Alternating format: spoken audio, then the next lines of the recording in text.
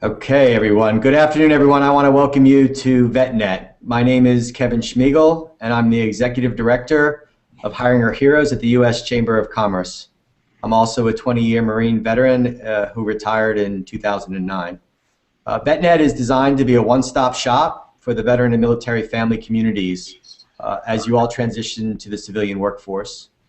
It includes innovative networking tools, career training, job opportunities, and entrepreneur classes.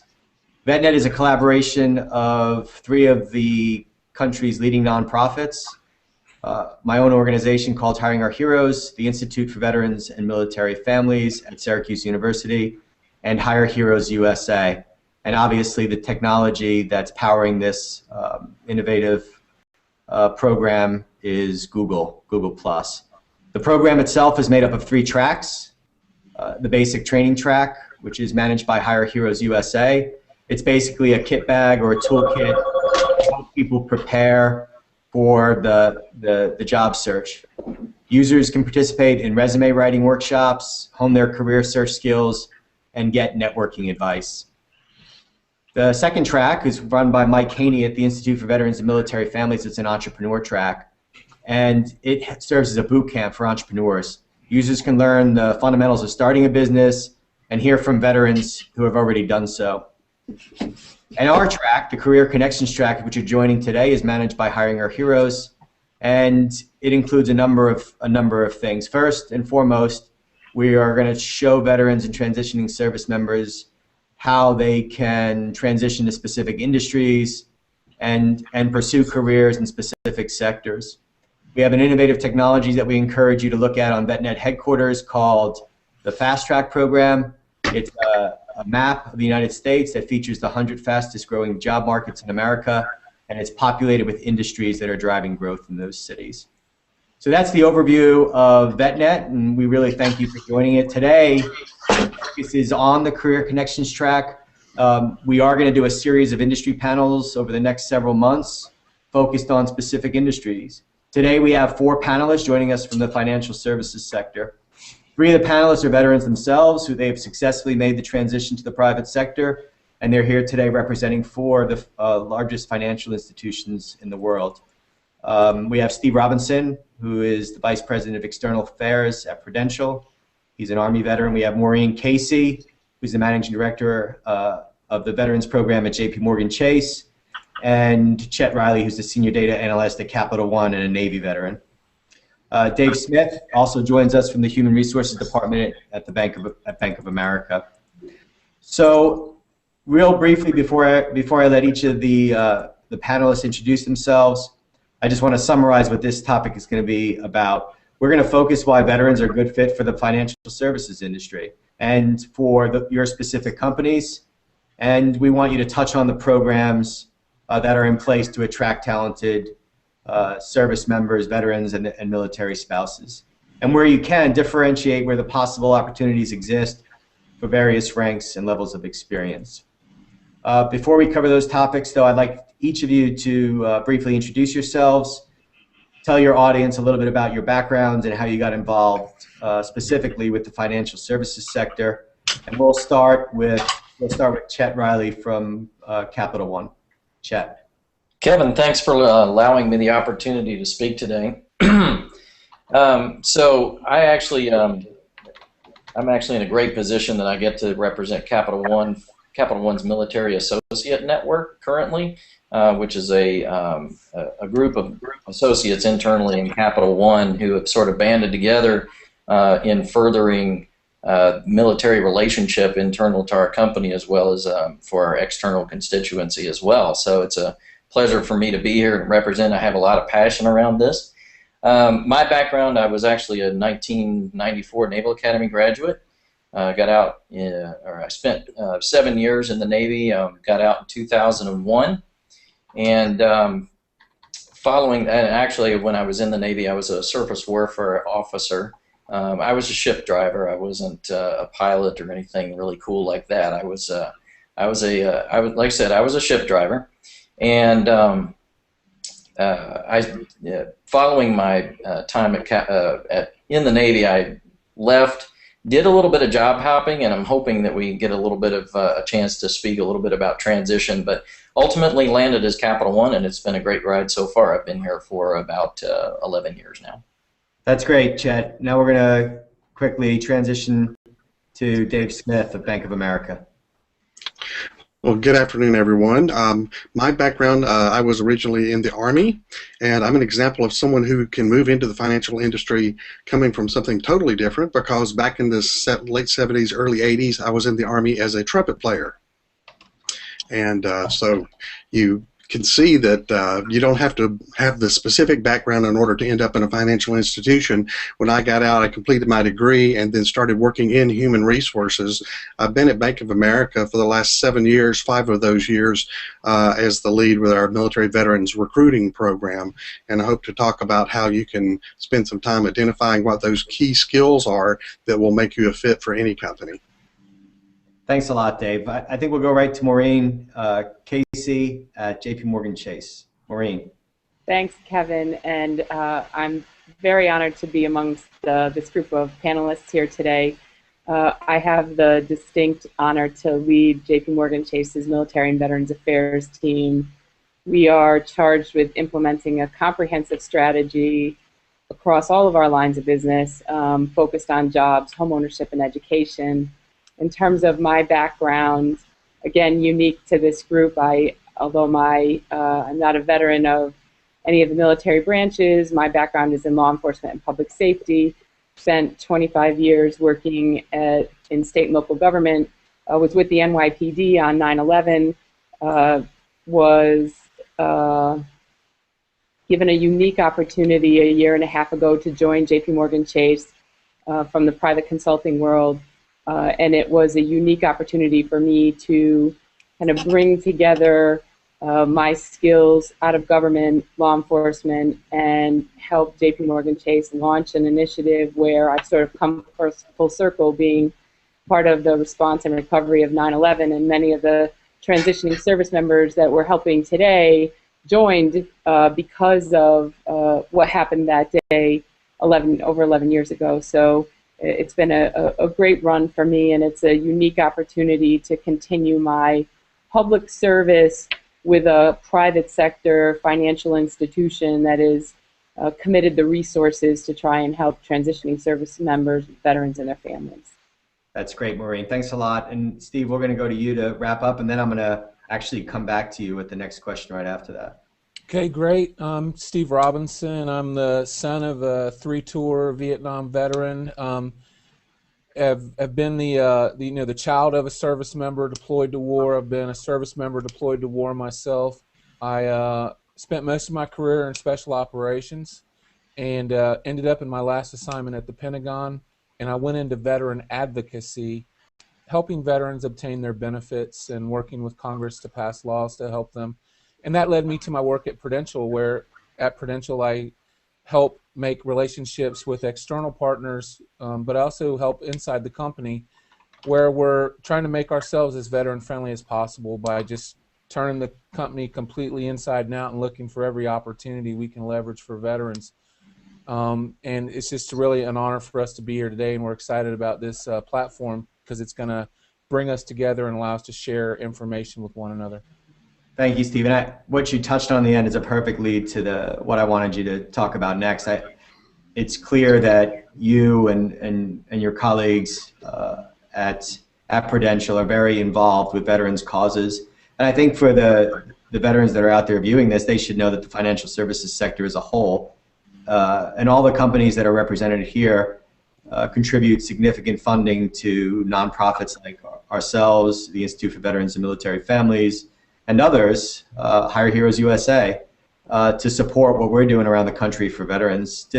So, from JPMorgan Chase and your own 100,000 jobs mission and support of IVMF, to Capital One and your support of our program, the Hiring 500,000 Heroes campaign and military spouses, Prudential, your membership on the Chairman's Circle, and certainly the announcement last year, the $6.2 million in support of veterans' causes. I think Bank of America is involved with so many causes as well. So collectively, over the past few years, your companies and others have announced tens of millions of dollars in programs that support causes. Steve, if you could start off by kind of touching on why that's important, one, to the company, but why are so many organizations, why are so many private sector companies getting involved, and what does it do for the space?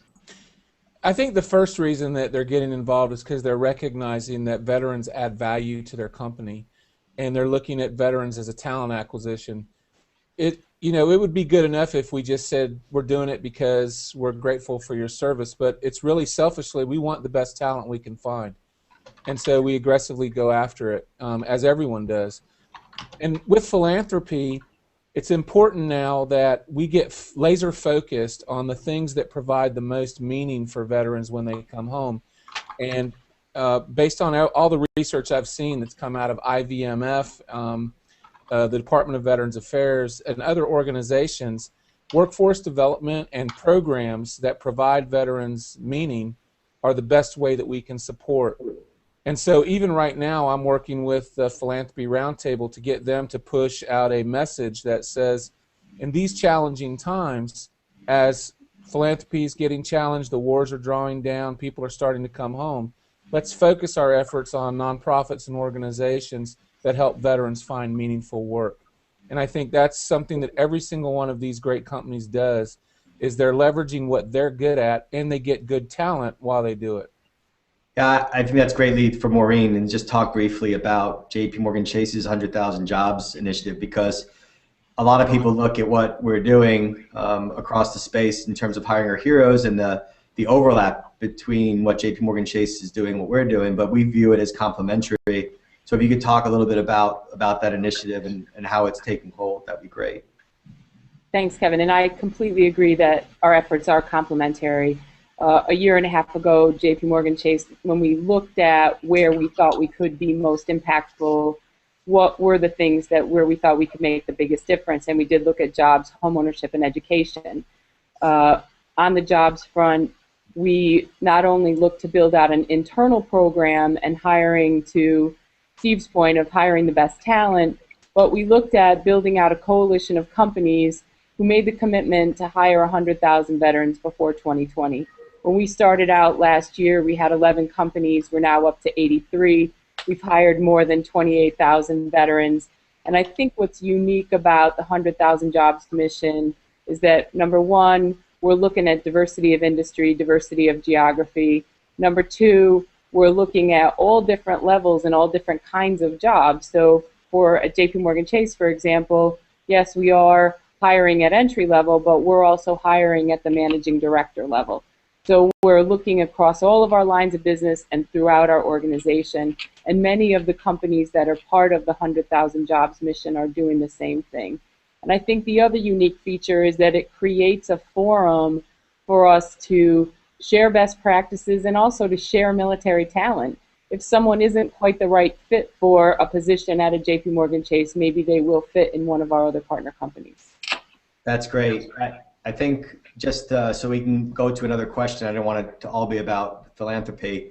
I do think that those programs are also complementary to hiring, because when veterans and military spouses see a company that's supporting the military family community, right, they get loyalty. So success tends to breed success on the hiring front as well. I should, before we transition to the next question, just cover the fact that these programs are complementary with what we're doing, and in large part, Hiring Our Heroes has grown due to the support directly of Capital One. Jed Riley joins us with, as a veteran who's joined that company. They're certainly hiring a lot more veterans and military spouses as a result of their interaction with us. But their funding of our programs has allowed us to kind of grow from a staff of 5 or 6 people last year to over 20 now. And it's also, the Hiring 500,000 Hero campaign is also focused mostly on small business. So that is really how it is complementary to what JPMorgan Chase and your 100K Jobs initiative is doing. Cap One has also helped us stand up a program solely for military spouses, which I think is a missing link in terms of what we're doing for military families. So thanks to Chet and Capital One for that. And with that, we're going to move over to the next question. And since we haven't heard from Dave since he introduced himself, we're going to start with him. And Dave, you can kind of touch a little bit on on Bank of America, so we don't leave you out in terms of all the stuff you're doing to support causes as well. The question I really want to get to now, I think is most interest to the veterans, is all of your companies kind of are looking for different talent pools. I would like you specifically to talk about B of A. What range of skills and experience levels do you promote to? I think you all have that, but there are different job opportunities at B of A than there are at Prudential or there are at JPMorgan Chase. So could you kind of start us off on that road, Dave? Sure, you bet. Bank of America's approach to the military community really is a wraparound approach. In addition to the employment, which, excuse me. We can only, Dave, we can come back to you. All right, so Chet, it happens to me all the time, especially when I'm yelling at my kids.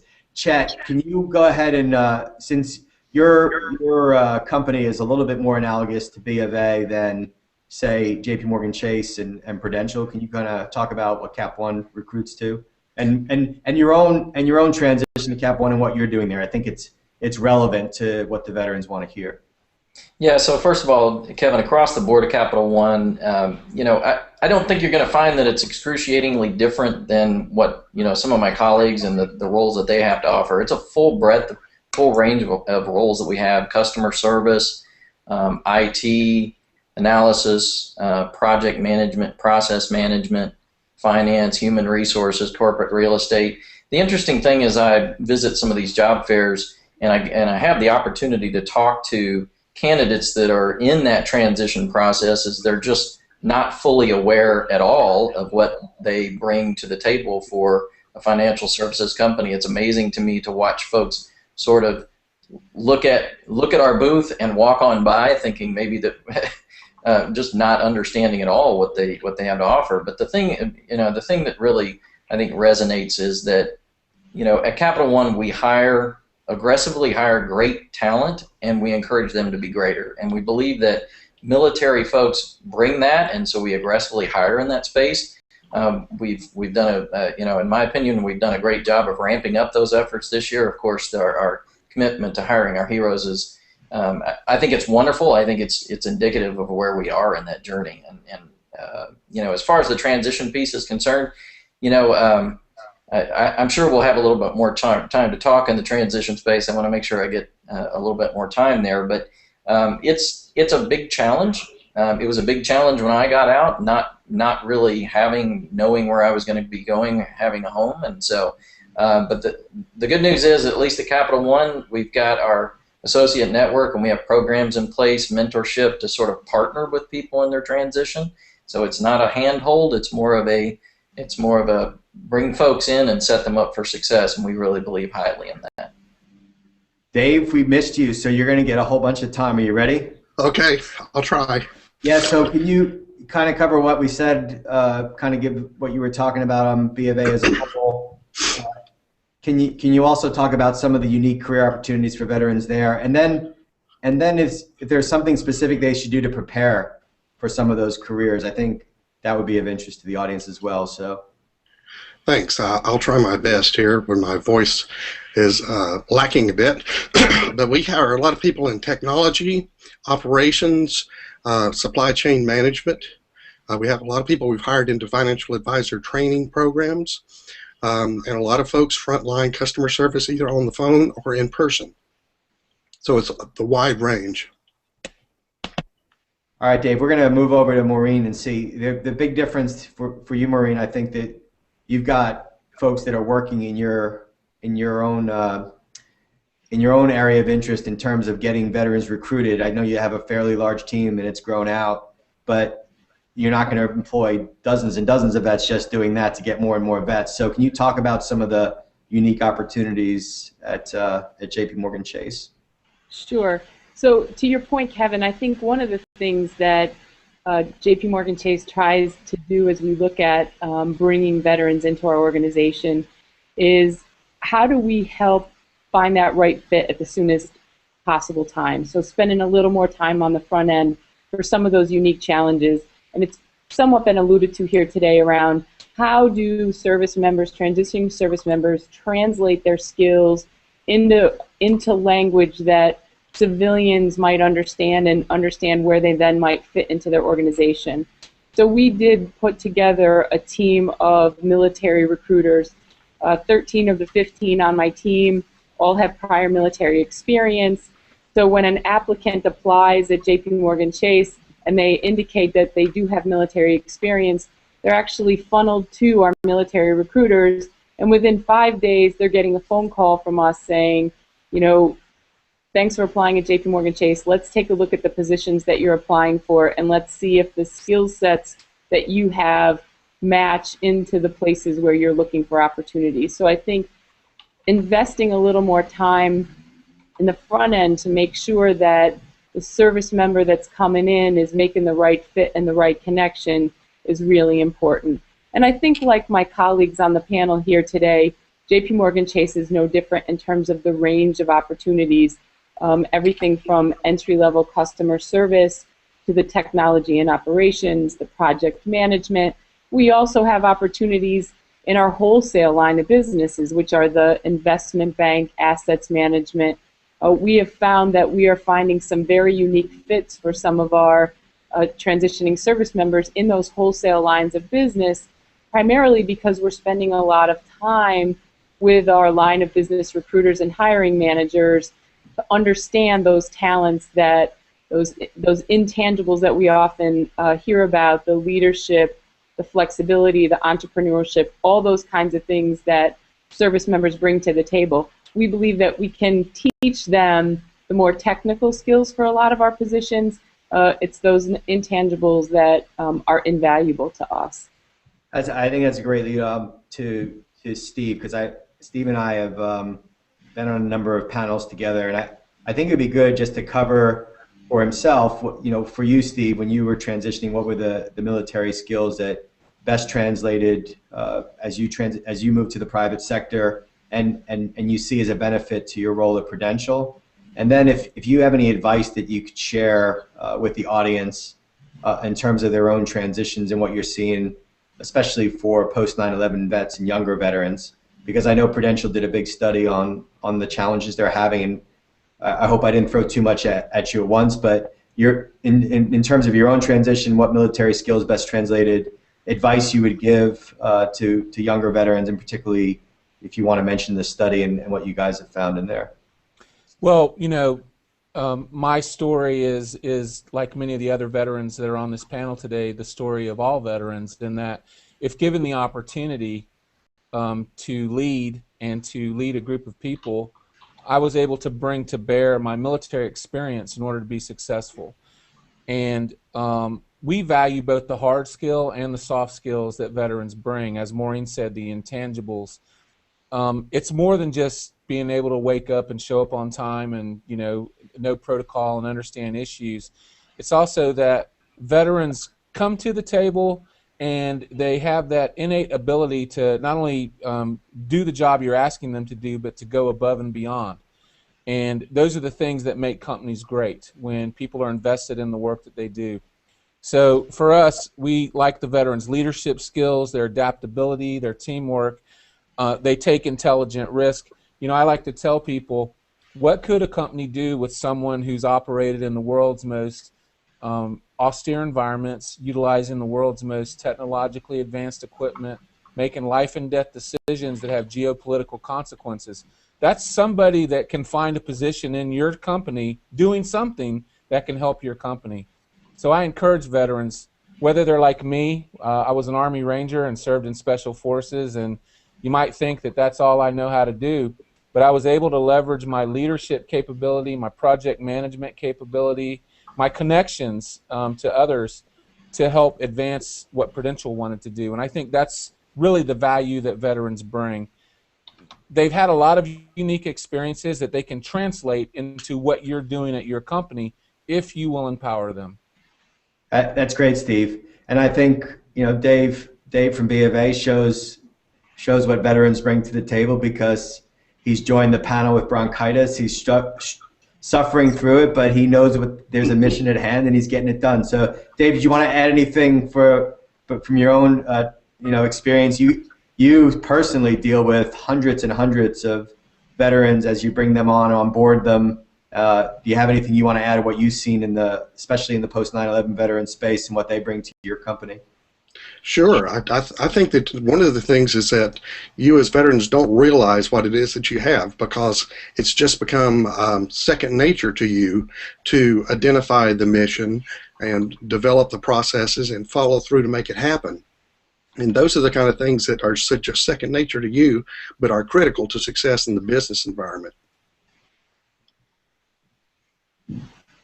Yeah, Kevin, this is Chet. I just wanted to pile on from Steve's comments as well. I think, you know, at Capital One, and as I'm sure with these with my colleagues here, but we really value that focus on mission that our returning service members and folks that are getting out and making the transition. The focus on mission is so important. You know, I run a smaller team in my company, but it's the people that can really focus on mission, focus on getting the job done, that we really reward, and that really end up making a huge difference in our company. And I think that for our, especially for this audience, making that point, and for folks to realize that that is the skill set that they bring to the table, it's a compelling story. And you know, companies that represent at job fairs, companies that are out there pounding the pavement looking for these veterans, looking for those skill sets, that's why they're there. They bring a tenacity that is just unprecedented. So, so Steve, thank you for saying that. I just wanted to make sure I piled on there a little bit. And I just would like to add, too, that the other half of the equation, and I think Steve made reference to it about how organizations become more, the term, you know, veteran friendly. How do we also educate our own employees, our recruiters, our hiring managers to understand all those skills that transitioning service members, veterans, their spouses and families bring to the table? Because we have an obligation for someone who is not a veteran to go the extra effort and understand all of those skills, to understand the mindset, and as they come into our organizations, help them to make those kinds of adjustments. So I think that as service members are transitioning out, veterans that are looking for jobs, asking those kinds of questions of a prospective employer is going to be really important, because it's more than just about the actual hire. It's about how do we provide some additional support so that they have a successful transition and they're with us for the long term. Because we, for example, at JPMorgan Chase, know that that's the real benefit, that we will retain them in the long term if we provide some additional assistance to them and make that organizational connection that they're used to coming out of the military. I think that's a really great lead into something that I like to talk to the veterans about just generally. I think one of the things that we all know to be true is there are a lot of companies that want to hire veterans, but this is not charity. Companies are looking for the best possible human talent, and that they have a responsibility to compete in a tough job market.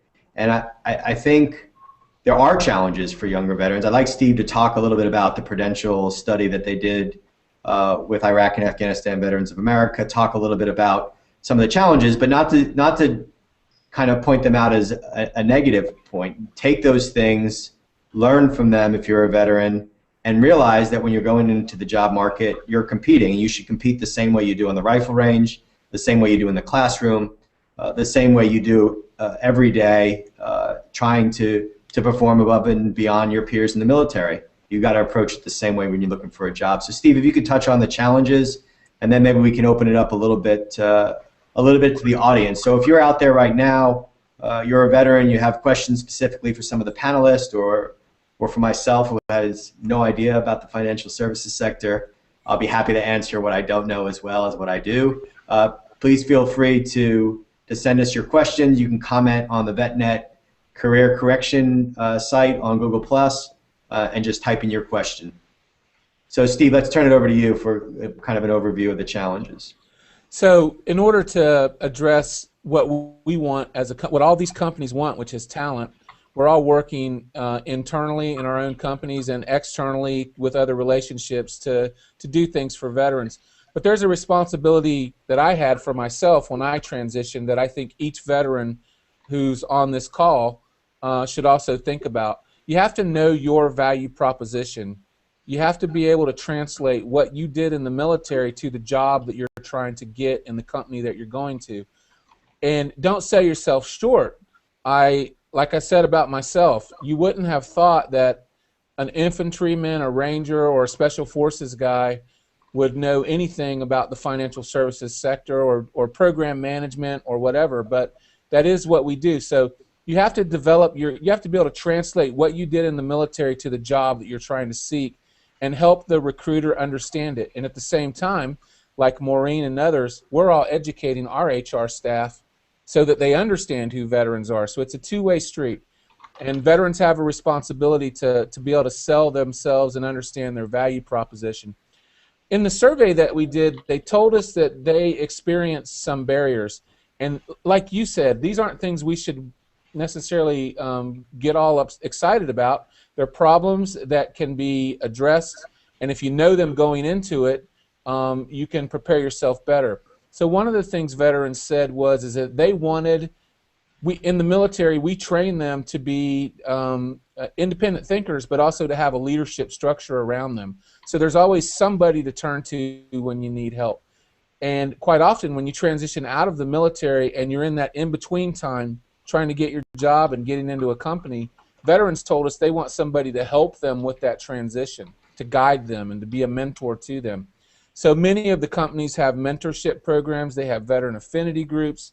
It's a good idea to connect with them and find out who the companies are, what kind of programs do they have to help you make a soft landing. Talk to veterans inside the company who already have jobs and find out what it is, the kind of work that they offer.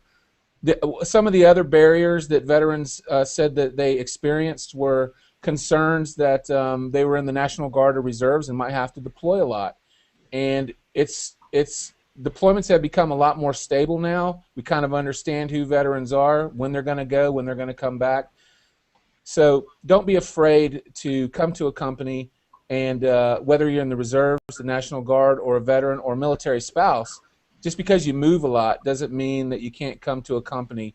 Many of these companies represented today operate all across the United States and have jobs all over the United States. So those are just a couple of short things about what veterans said the barriers were.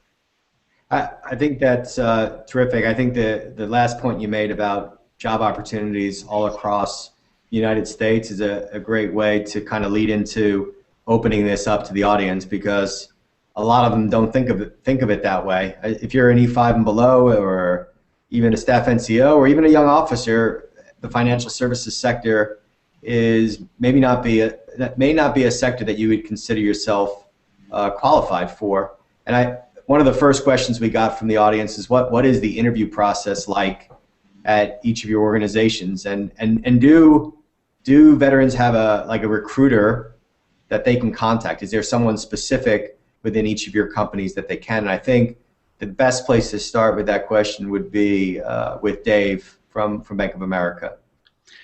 Thanks. The key to the interview is getting the interview, and the way the process works basically is when you're applying for a position that you've identified, you need to make sure that you identify yourself as a veteran and the source that you came from, whether it's one of the Hiring Our Heroes events or that type of thing. So that will help us to identify you and flag and give you an additional priority. We don't have a point system like government jobs do, where you get a certain number of points for being a veteran or disabled veterans, but what we do is we treat those referred veterans, such as yourself, as an executive referral. And so what you want to do is, number one, make sure you identify yourself correctly as a veteran. Number two, make sure that your resume clearly reflects the requirements for the position. And then what we do is we have recruiters within each line of business that is specially trained to work with veterans. And then once we are able to identify you, we can work with you to help to leverage your experiences to make sure that you do get that interview, so you have the opportunity to sell yourself. You do have to compete with other folks for the positions, but we do everything we can to help give you a little boost up to make sure that you get that exposure that you need. Kevin, at Capital One, we've got a one of the main channels that we go after is we actually have a website that's dedicated to our military service members and their ability to go out there and sort of make contact with us in that channel sort of sets them in a different bucket where we get different attention. We have a dedicated HR team, a dedicated recruiting team, so almost immediately they get that attention.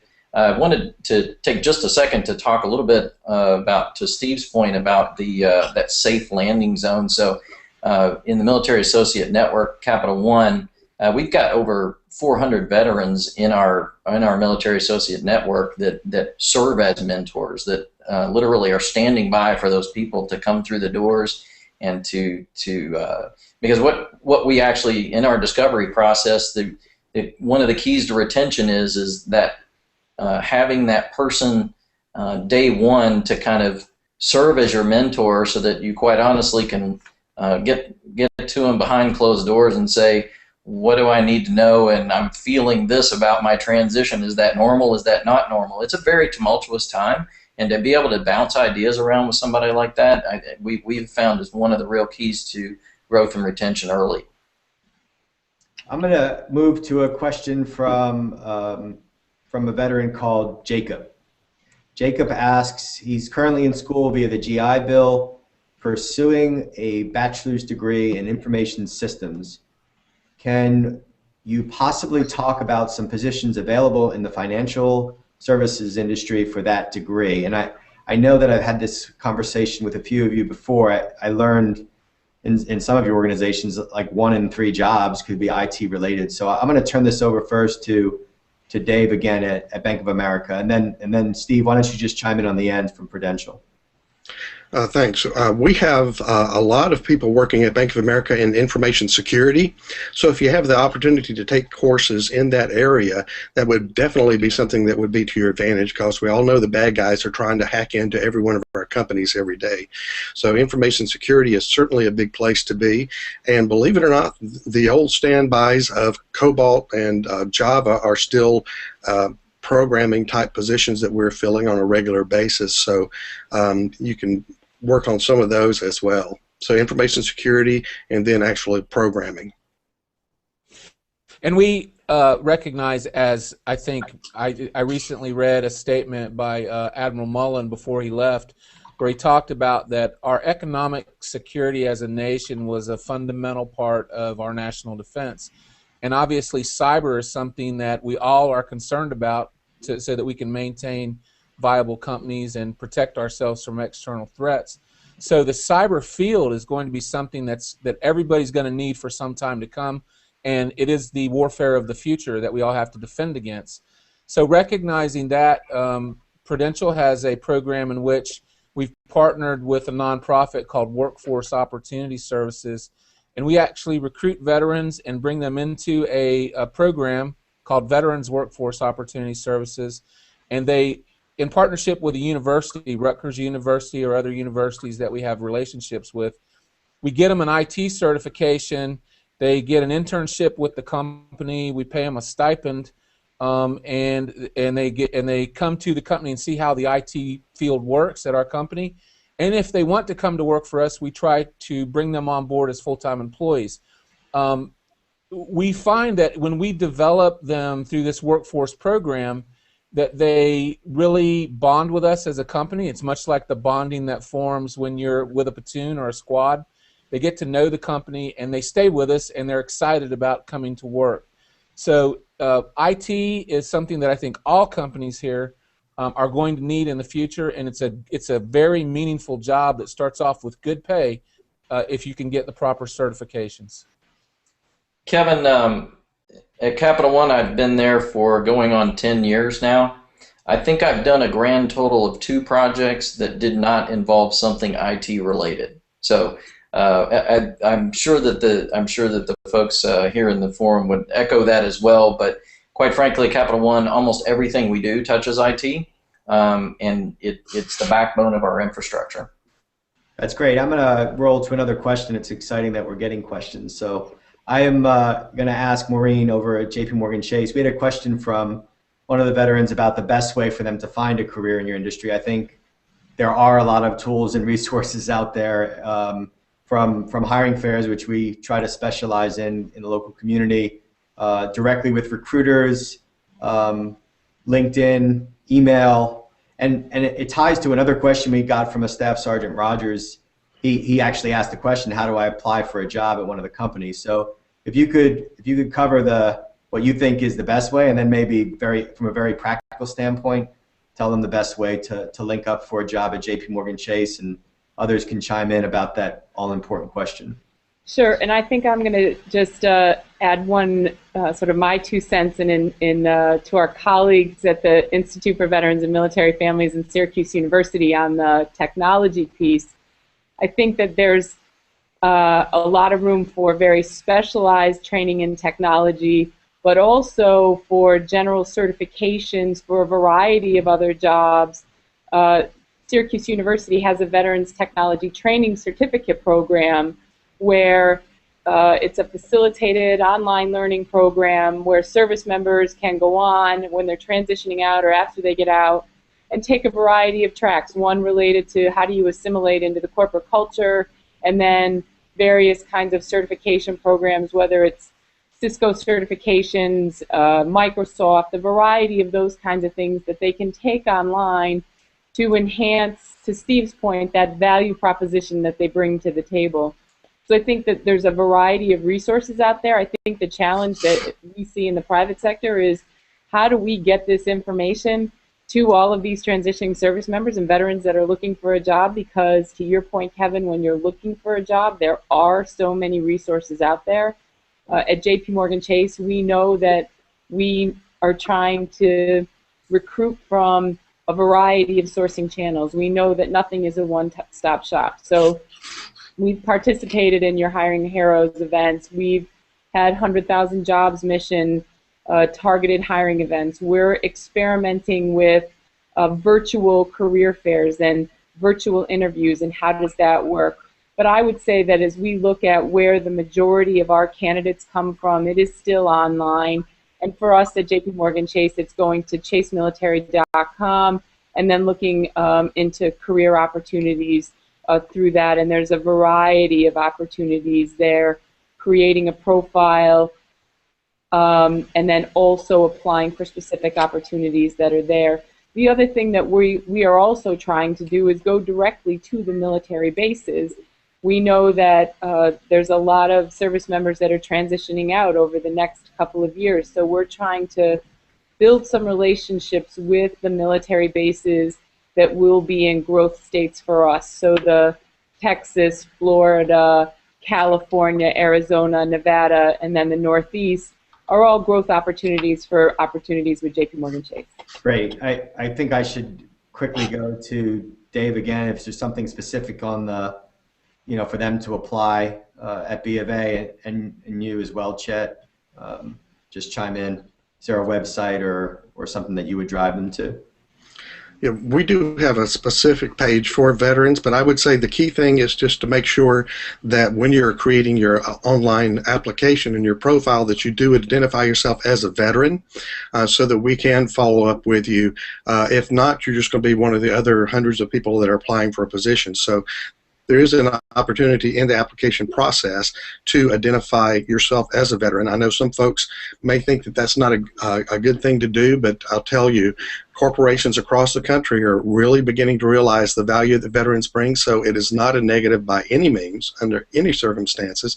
So do make sure that you identify yourself as a veteran, and then make sure that when you're looking at the job description that if you have all of the required and most of the desired, that you go ahead and apply for it, and then you can be assured that we will be working it on our end. And Kevin, for Capital One, we've got a dedicated website, CapitalOneMilitary.com. People that are interested in coming to Capital One can go out there and find a lot of good information, not only the jobs that are available, but how their skill sets can sort of translate into what's available out there. I do want to encourage, though, that as folks do that, this kind of goes back to what I've experienced in job fairs. That people take the time to understand what it is that they want to do. I get a lot of times out there in the career fairs. I find that people in their resume sort of reflect that they've got a smorgasbord of activities in their background, and I spend a lot of time talking to folks about what is it that they want to do, and part of that negotiation and part of that discovery process helps me and helps them to figure out how they, not only because it's obvious to me that they can add value to Capital One, that's why we're there. What we're going for is what's your best fit? What is it that intrigues you? What gets you up in the morning, and what helps you to feel like you're adding value? Ultimately, that's retention and growth. It's growth for the ex-service member, and it's retention and it's value for us.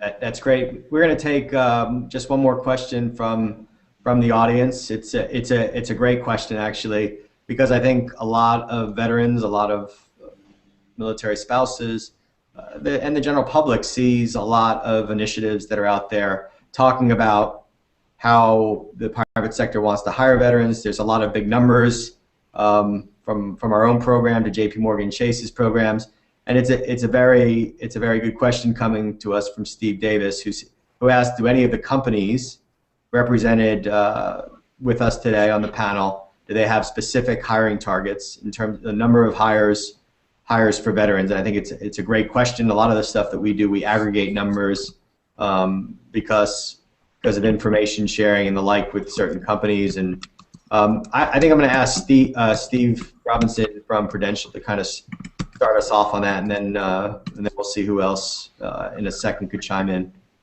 Like everybody else here, we want to hire the most talented, the right person for the jobs that we have. So we want to hire as many veterans as we can, and that's our goal. As many as we can. We could put a number on it, but we want to hire as many as we can. Right now, we've got over 400 positions all across the United States: New Jersey, Pennsylvania, Florida, Jacksonville, Minnesota, Minneapolis, Phoenix, Portland. We've even got places overseas. There's lots of opportunities, and we too have a website where you can go to Prudential, Rock Your Career, Google Prudential Veterans Initiatives. You'll see some of the stuff that we have. When we try to keep a track on if you contact us and we know that you're a veteran, then other people besides HR get a chance to see who you are and make sure that we give you a good look. I would like to say that what Maureen's company does, I think, is an industry standard. I think it's really great that they have a specialized team of HR military former types that really know the value of military personnel. That's something we want to move towards ourselves, but we want to hire as many as we can, Kevin. That's great. Maureen, since you got mentioned, you're gonna have to close the question for us, and I'll wrap up the panel. Yeah, and I would echo Steve's comment, which is to hire as many as we can. We certainly have some internal targets. It's become somewhat of a competition across all of our lines of business to increase the number of hires. Last year over this year, we are over 4,700 hires, veteran hires, since we started this initiative early last year. I think all of the companies that are part of the 100,000 Jobs mission, by signing on, have made a commitment to hire veterans, whether it's a public commitment or one that is internal to the organization. So the other place that I would direct folks who are looking for opportunities is to go to the 100,000 Jobs mission website. All of the companies that are listed there have made that public commitment to hire veterans, so you know that in the first instance there's an interest. That's great, Maureen. I know we have a few more questions out there. For the interest of time, and we said we were going to try to stick to 45 minutes. All of our panelists are busy folks. We really appreciate the time that you all dedicated to this, and we look forward to future panels, not just with the industry as a whole, but with your companies specifically. A couple of things for the veterans of the audience. I really want to thank you for being groundbreakers with us. You're the first audience on VetNet, and I think it's great to have you on there. Please get the word out to people you know about this, because there will be lots of content on VetNet, not just in the Career Connections channel, but on the entrepreneur side if you're interested in starting a small business, or if you're just starting the search and you need help with your resume or interview techniques. One takeaway for me is we will, as Hiring Our Heroes, post specific companies that have set targets, and do that publicly, and focus on industries that are hiring. One of the things that I've seen as we've become more active in this space is that there is a clear need in some industries, huge demand for talented people, from transportation to IT, which was referenced, to healthcare, to energy. And what we'll do as a whole is publish some of the industries who are looking for work. You should look at our fast track map, look at the cities that you may be considering moving back to as you transition, or you may look at relocating if you don't have a job right now, and focus on the industries in those cities that are hiring. Because if a company has a need for thousands of workers, you're much more likely to get a job there, and you can use your GI Bill for just about anything to get the credentials and skills you need. So anyway, I want to close by again saying thank you. Anyone that has asked a question via the VetNet Career Connections track and this hangout, we will answer your questions as soon as we can. And please continue to follow us on the VetNet. Once again, thanks, panelists. I'm sure I'll be talking to you all soon. Thanks again. Thank you. Thank you.